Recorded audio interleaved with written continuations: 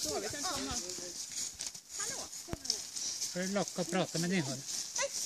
Då stötta honom. Ja, det är kul! Oj, oj, oj. Det var folk, ser du. Det var folk, ser du. Ja, det finns fler där borta inne där, sa han. Vi kan gå ihop lite grann.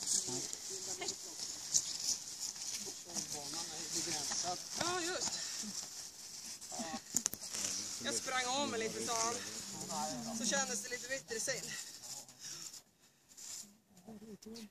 Vänta. Fäll. Vad sa du? Fäll. Fäll. Ja, Philips är lite långt. Fäll. Hallå, ska du hälsa på mig med då? Fäll. Säkert någon gammal godis. Titta. Ja. Oj, Nej, jag är inte helt bakom, sa han. Jag måste bara kolla så att det kommer några fler. Ja. Nej, jag vet hon. Ja, hon fick tag på mig stu. Sen kom han springande mot mig då när jag ropade på honom då. Och släppte han då.